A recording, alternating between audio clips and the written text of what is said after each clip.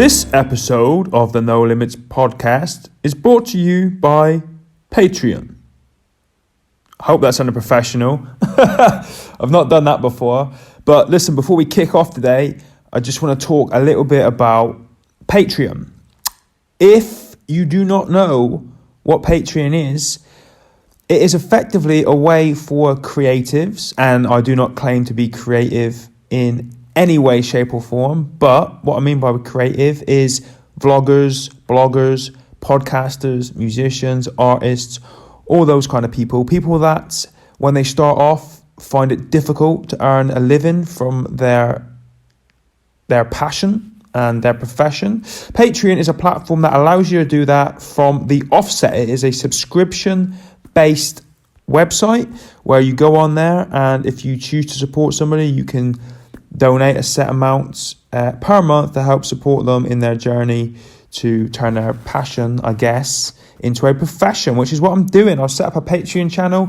I already have, I think, 14 what are called patrons. And I thank you, all you guys that are already supporting me on this journey.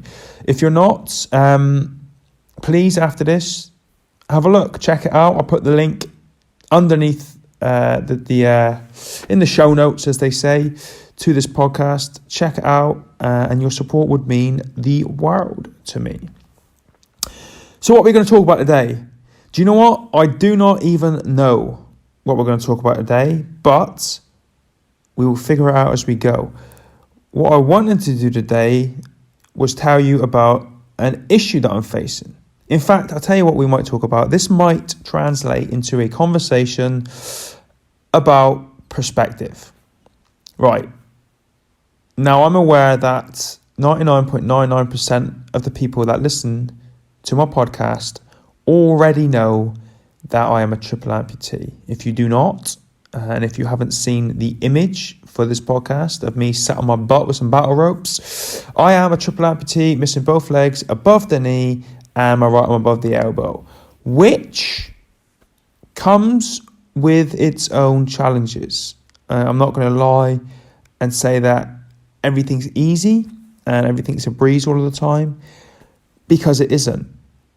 But just because I like to challenge myself and I thought that life was getting a little bit too easy, I decided to go and break my freaking hand. The only hand that I have is now, as I lie here on my living room floor with no furniture because we're decorating, I have a splint on my hand, immobilizing my small finger and my wedding ring finger, which means I only have my index finger, my thumb, and my middle finger to work with.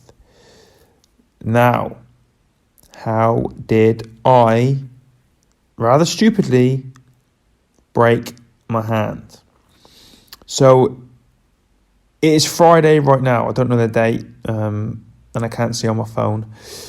But last Friday, 7 days ago, I was getting up, and it was about 20 to 7 in the morning. I had my prosthetics on. I was washed, brushed my teeth, rushing to get out the door so I could get to the gym for 7 because I had a busy day. And on the way out of my bathroom, tripped. I don't know what the hell I tripped over. Just took a little bit of a stumble on the prosthetics. Reached out, and as I did, I kind of sideways karate chopped the corner or the edge of the wardrobe in my bedroom. So I think it's called the fifth metacarpal, which is, if you look at your hand now, you look at your fingernail on your little finger, you run all the way down your finger to your knuckle, and then that bone, basically from your knuckle to your wrist there, that karate chopped the side of the wardrobe, which in itself hurt and caused me a little bit of discomfort. But then because I wear prosthetic legs, and, you know, I guess if an able-bodied person did that, they would use their leg muscles to decelerate from falling into the wardrobe. I can't do that because my legs were in motion, and I don't have a massive amount of control over my knees when I'm falling, especially.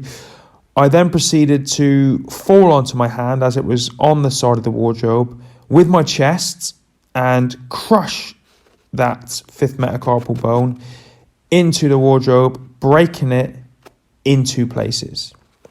Now, I knew instantly that I'd broken it because, I've dealt with pain in the past like we all have, and straight away instinctively when something is wrong and it's not just going to pass. And I knew that straight away. And then the marble-shaped lump that came up in my hand kind of told me, Mark, you have fucked something.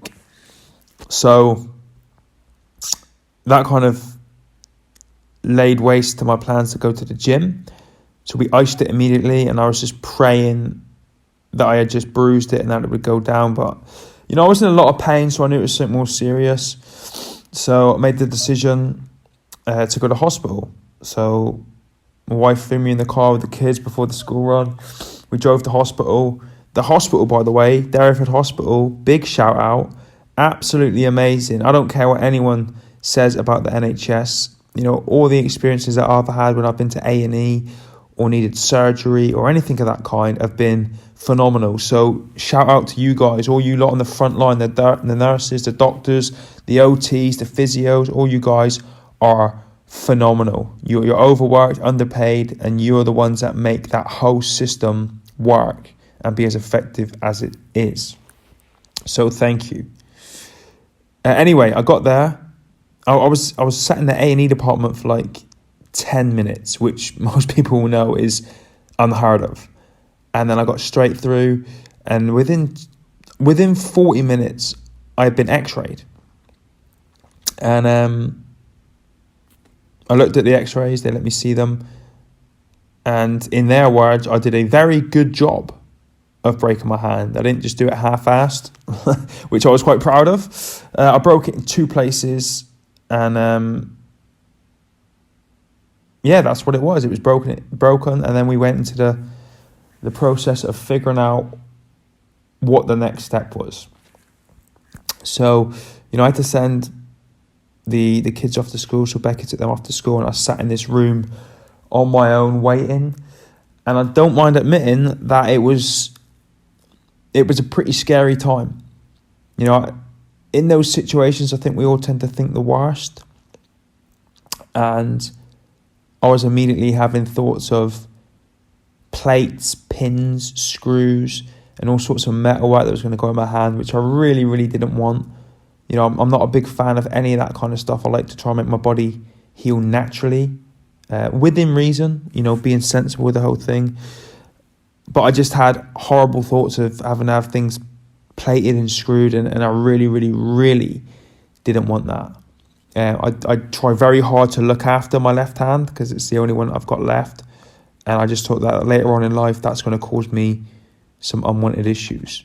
But thankfully, despite the clean breaks, I didn't have to have surgery.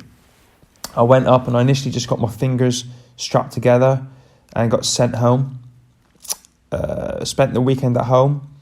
And actually, to be honest, I was fairly okay. It still hurt to put weight through it, but, I took some cocodamol so I could put my legs on and I could push up to get off of a bed, off of the chair, to get in and out of a car and stuff, and kind of just got on with my life. And then I went back to the hospital 2 days ago to have another x-ray and to decide a course of action.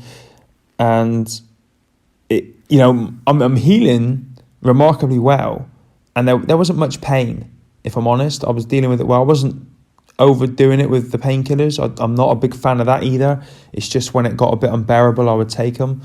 So I wasn't in much pain or discomfort. Went back, they did another x-ray, and they decided that the best option was to splint it, which, I was happy about because, like I said, I did not want to have any surgery. That was something I really just wanted to avoid. And so we got to work with putting the splint on. If you check out my Instagram, you'll be able to see it. It comes complete with some very nice blue and pink strapping. And then I left the hospital, jumped in a taxi, and then headed home. And that was lucky because I was going to drive myself to the hospital because I still had quite a lot of function with my hand. I could still make a fist and all that stuff. But I decided I was going to get a taxi there, which fortunately I did, because now I can't drive.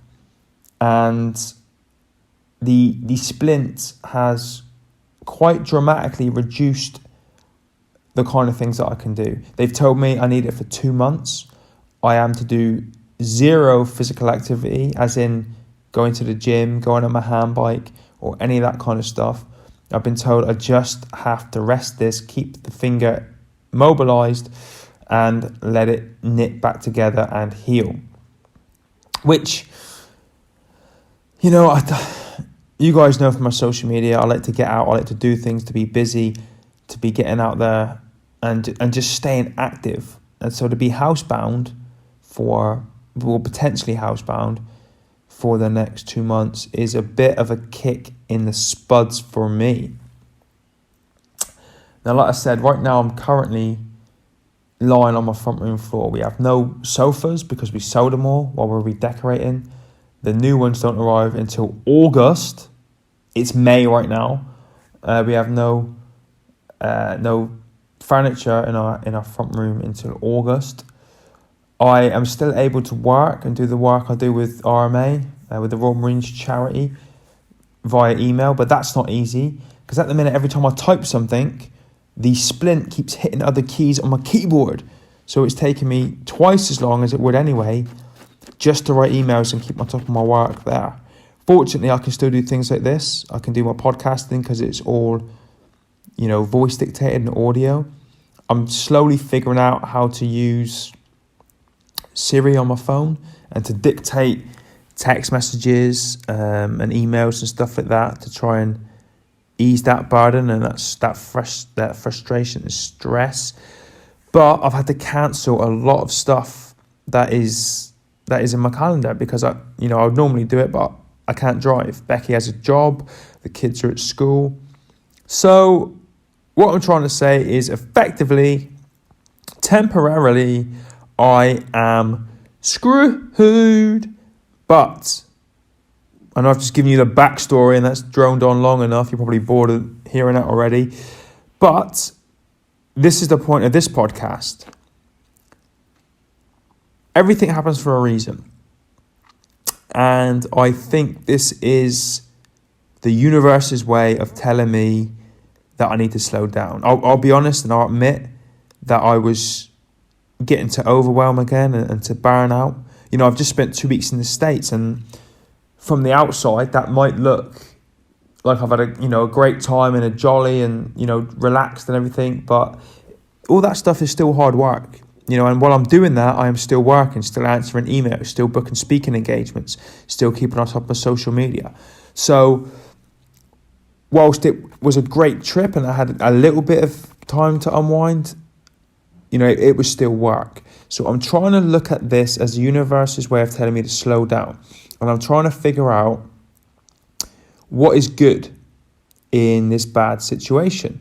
And I guess being able to slow down is the good in the bad. So it's going to give me time physically and mentally to recharge and to recalibrate, to refocus and to realign.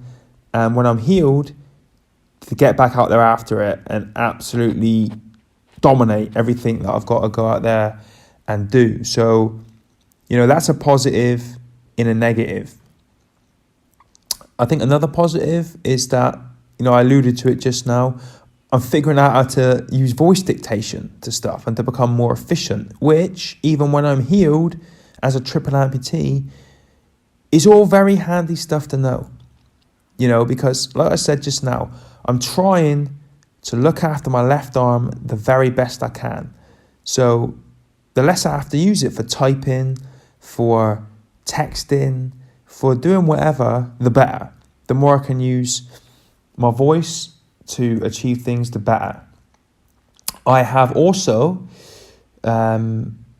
touched base with a virtual assistant. So any things, currently I'm doing interviews for work. I've just done one now. I've just got off the phone with someone who's going to be running a half marathon with his partner for the Royal Marines charity. We have done a telephone interview, which is easy, but then trying to transcribe that and get that into text, into a blog for the website, for me is a headache. So I've got a virtual assistant now. She's helping me out with that, which makes my life, again, more efficient. So that is another good thing that is coming out of this situation. I'm not going to lie, yesterday I was frustrated. I was getting around okay for the first couple of days without the splint on, but the splint has just hampered me even more. It's given me less options and less things that I can do, but I'm trying to figure out how to be more efficient. So that is a good thing. I'm resting, I'm recovering, I'm figuring out how to become more efficient. I've touched base with my ghostwriter, the beautiful Rosie Dunn, and we're currently trying to figure out how she can come down here for a month in a quiet little cottage, little 1-bedroom shack around the corner from me, where we can go hard on writing my new book.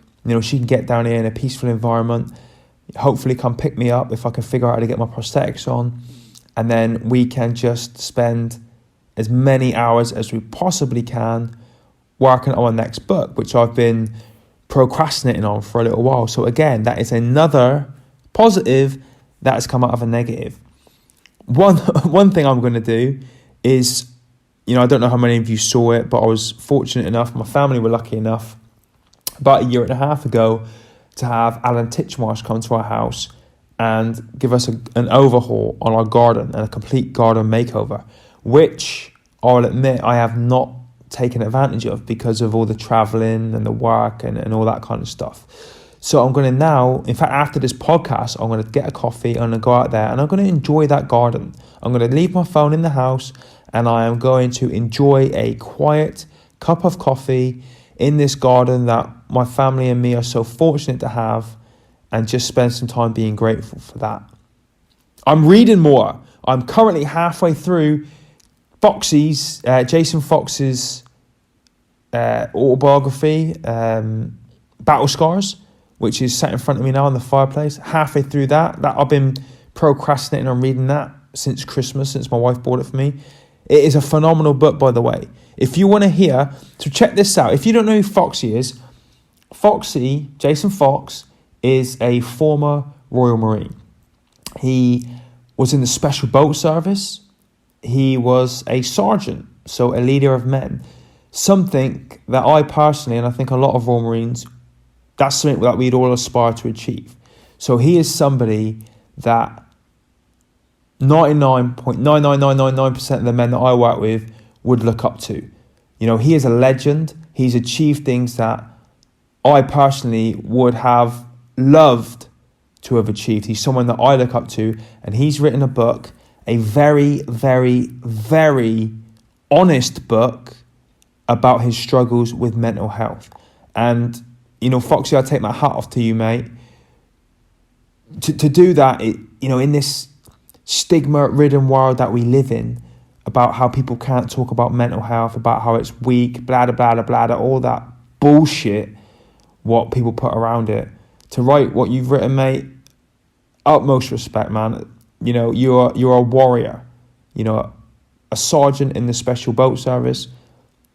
If I could have achieved even half of that, man, I would have been blown away. What you've done is phenomenal. And to be so honest and to write this book is also phenomenal, man. And I think that it's going to help a lot of people. So thank you, mate, is what I'm trying to say, for doing that. And if you haven't read it, I suggest you go out and grab a copy. It's called Battle Scars by Jason Fox. Foxy, pardon me, you must have seen SAS Who Dares Wins.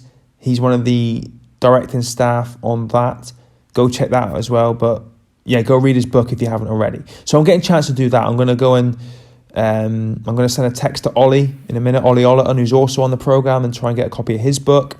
I'm going to try and get in comms with Ant Middleton, get a copy of his book. And also Mark Billingham, the 4 instructors from the show, and get them, see if I can get some signed copies of their books and read what they've written. Because, sometimes you get cabin fever when you're sat in a place like this and you don't get to leave the house often. And it's motivation for me, it's inspiration to read what those guys have been through and what they've achieved. So yeah, making a good out of a bad. Oh, and I also got a morale package yesterday from the guys at Contact Coffee.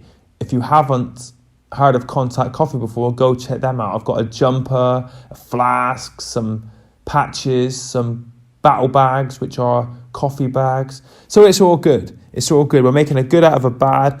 I've got great support. It's really humbling and heartwarming to see all these people that are out there lending me their support, sending me morale through the post. So thank you guys all for that. And I've gone completely off a fucking tangent here. But my whole point of this podcast was, I guess, a little bit about perspective. You know, if you think you're going through a shit time right now, imagine being a triple amputee with only 2 fingers that you can use right now, stuck in his house, surrounded by 4 walls. So hopefully that's not a look at me, look how great I am. That is a lesson in perspective. If you think things are shit right now, they're probably not. And it's also, you know, a lesson in turning a frown upside down, making the best of a bad situation, turning a negative into a positive, and actually trying to look at the shit situation that you're in right now and figure out how you can make it a good one. So that's what I'm trying to do. I'm trying to catch up on work. I'm trying to rest and recover. I'm trying to read for motivation, inspiration. I'm trying to work on the things I've been procrastinating on, like my new book, doing more podcasts, getting on top of social media. So there is a good in every bad, is what I'm trying to say. And I'll end it there. That's 21 minutes of me warbling. Guys, please, if you haven't already, like I said, I'll put the link in the show notes to this and any social media I do. Please go check out my Patreon page. It's going to be something I'm going to be pushing a lot on my social media now, trying to figure out a way to turn this passion into a profession and earn an income from it. I'm not ashamed to say that, and try and earn a living from it. It's a goal that I set myself at the beginning of the year, and so I'm going to use this opportunity to push that and to increase that. And to everyone who already supports me on there, again, thank you from the bottom of my heart. It's really helped motivate me to take this further, and that's exactly what I plan to do. So guys, everyone listening, thank you as always for your support.